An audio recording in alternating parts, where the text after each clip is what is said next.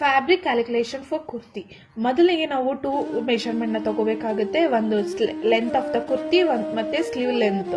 ಈ ಶೋಲ್ಡರ್ ಇಂದ ನಮಗೆ ಲೆಂತ್ ಎಷ್ಟು ಉದ್ದ ಬೇಕೋ ಅಷ್ಟು ನಾವು ತಗೊಬೇಕು. ಫಾರ್ ಎಕ್ಸಾಂಪಲ್ ನಾನು 40 ಇಂಚಸ್ ತಗೊಂಡಿದ್ದೀನಿ. ಹಾಗೆ ಸ್ಲೀವ್ ಲೆಂತ್ ನನಗೆ ಎಲ್ಬೋವರೆಗೆ ಬೇಕು, ಸೊ ನಾನು 10 ಇಂಚಸ್ ತಗೊಂಡಿದ್ದೀನಿ. ಶಾರ್ಟ್ ಸ್ಲೀವ್ಸ್ ತಗೊಳ್ಳೋರು ಶಾರ್ಟ್ ಸ್ಲೀವ್ಸ್ಗೆ ಎಷ್ಟು ಮೆಷರ್ಮೆಂಟ್ ಬೇಕು ತಗೊಬೇಕು, ಫುಲ್ ಲೆಂತ್ ಬೇಕಾಗಿರೋರು ಎಷ್ಟು ಲೆಂತ್ ಬೇಕು ಅನ್ನೋದನ್ನ ನೀವು ಮೆಷರ್ ಮಾಡಿಕೊಂಡು ಕ್ಯಾಲ್ಕುಲೇಟ್ ಮಾಡ್ಕೊಬೇಕು.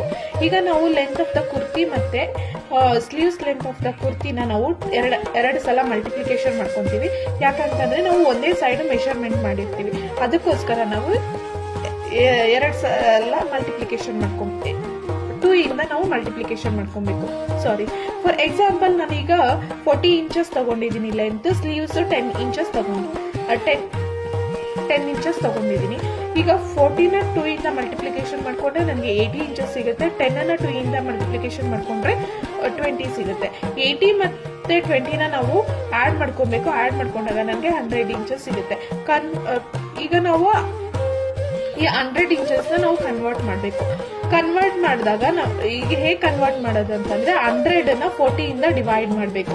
ನಿಮ್ಗೆಲ್ಲರಿಗೂ ಗೊತ್ತಿರೋ ಹಾಗೆ 40 inches is equal to 1 metre. 40 ಇಂಚಸ್ನ ನಾವು 1 ಮೀಟರ್ ಆಗಿ ಕನ್ಸಿಡರ್ ಮಾಡ್ತೀವಿ.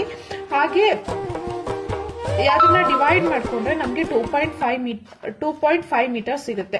ಸೊ ಅದಕ್ಕೆ ನಾವು 2.5 ಮೀಟರ್ಸ್ನ ಯೂಸ್ ಮಾಡಿಕೊಂಡು 40 ಇಂಚಸ್ ಉದ್ದ ಮತ್ತೆ 10 ಇಂಚಸ್ ಸ್ಲೀವ್ಸ್ ಇಂದ ಇಟ್ಕೊಂಡು ನಾವು ಕುರ್ತಿನ ಸ್ಟಿಚ್ ಮಾಡ್ಕೋಬಹುದು. ನಿಮ್ಗೆ